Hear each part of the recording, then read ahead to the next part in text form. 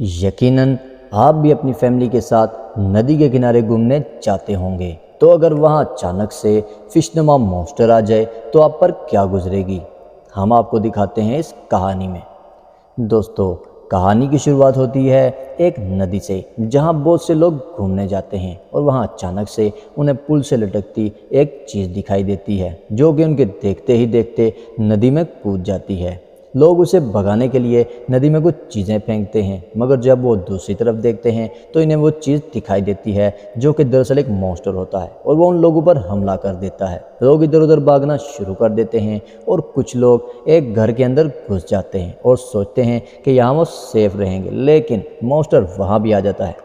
آپ سوچ سکتے ہیں کہ ان لوگوں کے ساتھ کتنا برا ہوا ہوگا۔ ان میں سے ایک آدمی جو بھاگنے کی کوشش کرتا ہے، لیکن مونسٹر اسے دبوچ لیتا ہے۔ مونسٹر بہت غصے میں ہوتا ہے اور دو لوگ جو بھاگ رہے ہوتے ہیں ان کی طرف حملہ کرتا ہے۔ سب لوگ اپنی جان بچانے لگتے ہیں، اتنے میں مونسٹر ایک اسکول ڈریس پہنی ہوئی چھوٹی سی لڑکی کو اٹھا کر ندی میں کود جاتا ہے۔ ایک آدمی وہ بھی ندی کی طرف دوڑتا ہے، جس کا نام گینگڑو ہوتا ہے، جو اس لڑکی کا باپ ہوتا ہے۔ اتنے میں سین چینج ہوتا ہے اور وہاں آرمی آ جاتی ہے اور اس ساری جگہ کو سیل کر دیتی ہے۔ لوگ اپنے پیاروں کا سوگ منا رہے ہوتے ہیں، ایون کے چاچا بھی وہاں آ جاتے ہیں اور اس کی موت کا سن کر بہت رونے لگتے ہیں۔ اور وہاں پر ایک گورنمنٹ ورکر آ جاتا ہے اور لوگوں سے پوچھ تاچھ کرتا ہے کہ کس کس کو اس مونسٹر نے چھوا تھا۔ ڈر کے مارے کوئی بھی اپنا ہاتھ اوپر نہیں کرتا، لیکن بار بار پوچھنے پر گینگرو اور کچھ لوگ اپنا ہاتھ کھڑا کر دیتے ہیں، اس لیے انہیں کوارنٹائن کر دیا جاتا ہے۔ لیکن اصل میں یہ مونسٹر کہاں سے آیا تھا؟ بعد میں پتہ چلتا ہے کہ امریکی فوج کی ایکسپیریمنٹری نے اللیگل پوائل ملٹری ہائیڈ کو ندی میں پھینک دیا تھا، جس کی وجہ سے جھیل ایک مونسٹر میں ویومنٹ ہو جاتا ہے۔ اتنے میں گینگرو کی بیٹی، جو ابھی تک زندہ ہوتی ہے، وہ اپنے باپ کو فون کرتی ہے۔ وہ اس کی آواز سن کر خوش ہو جاتا ہے اور اس سے پوچھتا ہے تم کہاں ہو؟ تو اس کی بیٹی بتاتی ہے۔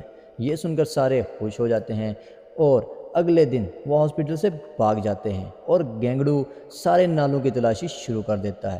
گینگڑو اور اس کے گھر والے ایک سٹور میں جاتے ہیں اور پلان بنا رہے ہوتے ہیں کہ اچانک انہیں ایک آواز سنائی دیتی ہے۔ گینگڑو اس کا باپ باہر دیکھتے ہیں تو انہیں پتہ چلتا ہے کہ مونسٹر انہیں ہی دیکھ رہا ہے۔ اس کا باپ آہستہ سے بندوق اٹھاتا ہے اور اس کی نالی کو مونسٹر کی طرف موڑ کر فائر کر دیتا ہے، مگر وہ مس ہو جاتا ہے۔ یہ دیکھ کر مونسٹر ان کے پاس آ جاتا ہے اور کنٹینر کے اوپر چڑھ جاتا ہے۔ اب وہ اس پر فائر کرتے ہیں، وہ بری طرح زخمی ہو جاتا ہے اور ندی میں کود جاتا ہے۔ گینگڑو کا باپ بالکل اس کو مارنے کے لیے تیار ہوتا ہے اور اپنے بیٹے کو آگے جانے کی کہتا ہے۔ اتنے میں مونسٹر پھر ندی سے نکلتا ہے اور اس کے پیچھے ہوتا ہے۔ وہ بندوق اس کی طرف موڑ کر فائر کرتا ہے، لیکن بندوق میں کوئی گولی باقی نہیں ہوتی۔ وہ بے بس ہو کر اپنے بیٹوں کو وہاں سے جانے کی کہتا ہے۔ اتنے میں مونسٹر اسے مار دیتا ہے اور پھر سے بھاگ جاتا ہے۔ گینگڑو اپنے باپ کے پاس آتا ہے، اس کی آنکھیں آنسو سے بھری ہوتی ہیں۔ اسے بھی پتہ نہیں تھا کہ بندوق میں گولی نہیں ہے۔ وہ بہت روتا ہے اور پاس پڑے اخبار سے اپنے باپ کے چہرے کو ڈھک دیتا ہے۔ اسے پتہ ہوتا ہے کہ جلد ہی وہاں پولیس آ رہی ہوگی، کیونکہ وہ ہاسپٹل سے بھاگ جاتا ہے اور وہاں پر پولیس آتی ہے اور اسے اریسٹ کر لیتی ہے اور اسے ایک سیکرٹ بیس میں ڈال دیتی ہے۔ وہاں ایک ڈاکٹر آتا ہے، گینگڑو اسے کہتا ہے کہ اس کی بیٹی ابھی بھی زندہ ہے۔ وہ انہیں نالے کے اندر جا کر ریسکیو کرنے کی کہتا ہے، لیکن وہ اسے اگنور کر دیتے ہیں اور کہتے ہیں کہ وائرس اس کے دماغ میں آ گیا ہے۔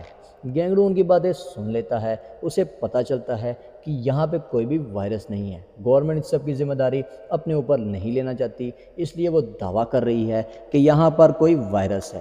اب ان لوگوں کو آپریشن ٹیبل پر لٹا دیا جاتا ہے۔ ان میں سے دو لوگوں کی جان بھی چلی جاتی ہے۔ جب گینگڑو کے آپریشن کی باری آتی ہے تو وہ اٹھ کر ایک سوئی ایک لیڈی ڈاکٹر کے سر پر رکھ دیتا ہے اور دروازہ کھولنے کی کہتا ہے۔ وہ ایسا ہی کرتے ہیں اور دروازہ کھول دیتے ہیں۔ اتنے میں سین چینج ہوتا ہے اور ندی دکھائی جاتی ہے، جہاں پر ایک پیلے رنگ کی ڈیوائس آہستہ آہستہ ندی کی طرف بڑھ رہی ہوتی ہے۔ اس ڈیوائس کی مدد سے ندی میں زہر ڈال کر مونسٹر کو مارنا چاہتے ہیں۔ تب یہ اچانک سے مونسٹر بھی وہاں پر آ جاتا ہے۔ ایک پولیس والا اس کی طرف گولی چلاتا ہے، لیکن اس سے کوئی فائدہ نہیں ہوتا۔ اسی بیچ میں ڈیوائس مونسٹر کے سر پر آ جاتی ہے اور بٹن دبانے سے سارا زہر نیچے گر جاتا ہے۔ اب سارا کراؤڈ وہاں سے غائب ہونے لگتا ہے۔ گیس سے مونسٹر بھی نیچے گر جاتا ہے۔ گینگڑو اپنی جان داؤ پر لگا کر اس کی طرف دوڑتا ہے اور اسے شک ہوتا ہے کہ اس کی بیٹی مونسٹر کے جسم کے اندر ہو سکتی ہے۔ اتنے وہ 2 بچے جو واقعی اس کے پیٹ کے اندر ہوتے ہیں انہیں باہر نکالتا ہے، جس میں اس کی بچی بھی ہوتی ہے مگر وہ مر چکی ہوتی ہے۔ اتنے میں اس کی فیملی آتی ہے اور گیس کی شدت سے انہیں بہت تکلیف ہو رہی ہوتی ہے۔